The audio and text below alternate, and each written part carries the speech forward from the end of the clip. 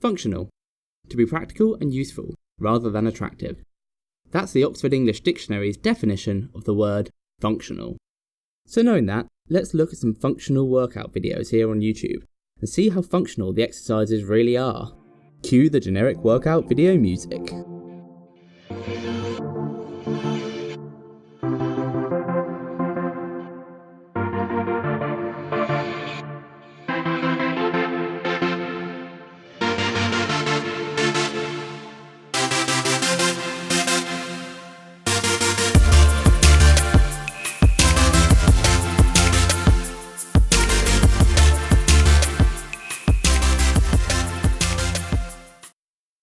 Now, I'm telling you that these functional exercises aren't really that functional, but why should you believe me? I'm just some random guy on the internet telling you what to do. So what we need to do is look at some of these supposed functional exercises and understand what's missing from them. And to do that, I break it down into two different categories: partially functional exercises and unfunctional exercises. Partially functional exercises, as the name suggests, only cover part of the movement that would be used in a real-world scenario. Now, a great but slightly contentious example of this is the pull-up. In a real-world scenario, the reason you would be doing a pull-up is to climb up something or to reach for something. A pull-up on its own will only get your chin or your chest up to the bar and then allow you to lower yourself back down again. In reality, it would almost always be followed up by either a climb up, or some kind of reach, or in some situations a muscle up. So the main problem with the pull-up is that it's only part of the movement required to complete the task at hand, and the other parts of the movement require their own strength and skill to be developed. Either part of the movement on its own is unfunctional, because to be functional it has to be practical and useful to use in the real world. Another great example of partially functional are free weights. Now, of course, you can get really strong doing free weights, but being really strong is only half the battle. You have to be able to use that strength for it to be functional. The thing is, the real problem with free weights is that they are designed to be lifted. They have a handle with some kind of grippy texture on it, and they're perfectly balanced. Things you pick up in real life are often awkwardly shaped, off balance, and don't normally have a great place to pick them up from. They normally look a bit like this. Step 1. Walk up to the object in question. Step 2. Squat down next to it and try to find a good place to grab it. Step 3. Pick it up and pull it close to your chest.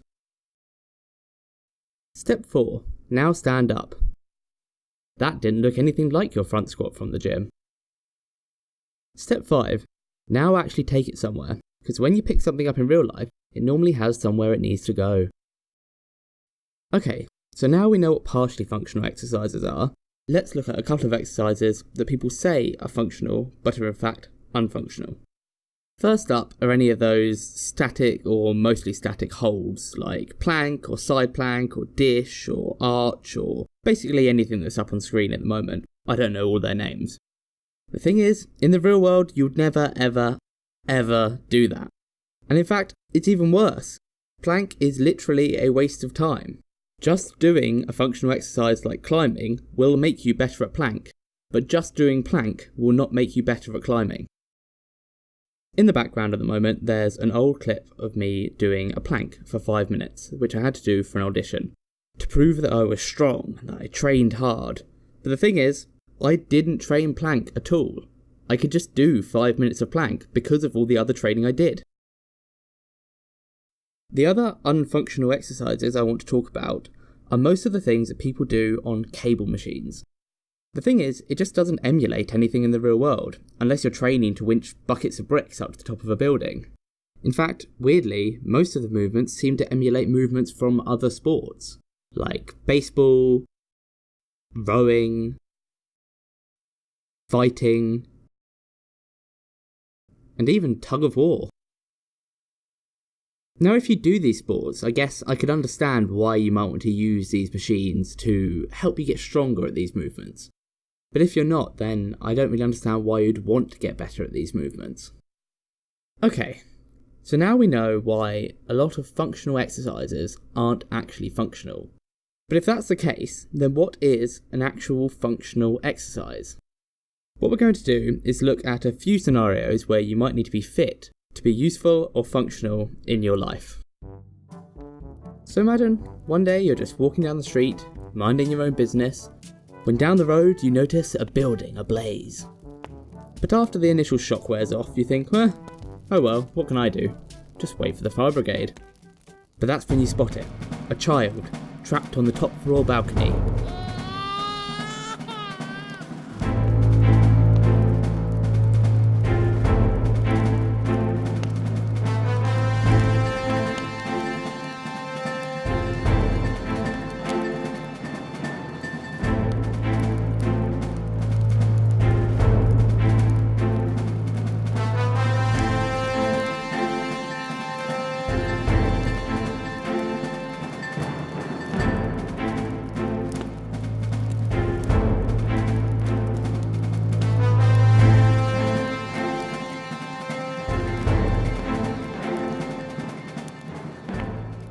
Now obviously this is me taking the piss a little bit, but the thing is, things like this have happened in the past. You might have seen this clip from 2018 where Mamoudou Gassama, I hope I pronounced his name right, climbed up a set of balconies to save a child that had managed to get himself stuck. And because he was strong and capable, he managed to save the child's life. Now if only this guy on the balcony to the right was strong and capable, then the crisis would have been averted way quicker. So now let's break down my burning building rescue to understand what movements were required for me to be able to do it. First up, we have running. Next up is climbing. I had to be able to climb to get up onto the balcony. Third, I had to be able to pick up and carry a fairly cumbersome weight. Finally, and in my opinion most interestingly, is combining two of the skills that I've already done, climbing and carrying a weight. By combining the two of them, it makes it exponentially harder than doing either one of them on their own. Another much more common example of being functional would be walking to the shops and then carrying your shopping home. It might sound simple, but it quite possibly involves walking a long distance while carrying heavy, unbalanced weights. My last example of some real-life functional skills are running, climbing, and jumping away from somebody that's trying to hurt you. And if all else fails, fighting.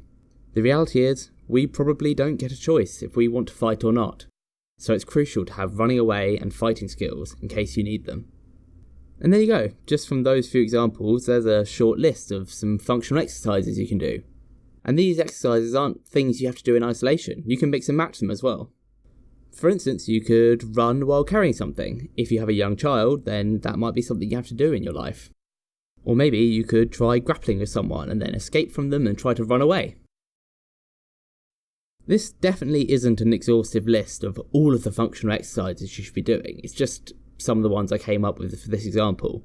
But hopefully what it'll help you do is understand what a functional exercise is, and maybe you can come up with your own. Maybe something that's actually helpful for your own life. I just want to make one more point before I end this video. This video definitely isn't a dig at people that are training for a specific thing, that being a sports person or a bodybuilder or a performer. I mean, I myself compete in Ninja Warrior competitions and I'm a performer. I do tumbling, I do parkour, I do acrobatics, and with the exception of some of the parkour moves, none of those things are particularly functional at all. So if you're training for a certain goal, like running a marathon in a certain amount of time or getting better at football, then keep doing that training. I'm not telling you to stop doing that. But if your goal is to be functional, have a think about what that really means to you. Do you want to be able to protect yourself or your family? Do you want to be that person people rely on to move around heavy furniture?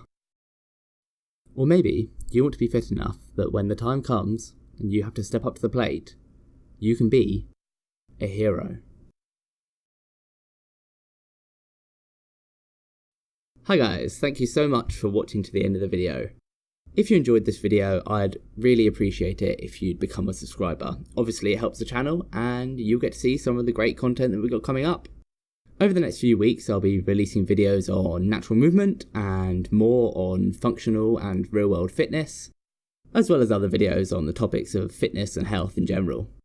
What I want from this video is for it to promote discussion. So if you have any questions or any thought, or you disagree with me, then please say so in the comments. I will be replying to every comment as long as it's constructive and not just someone shouting at me, calling me a dickhead.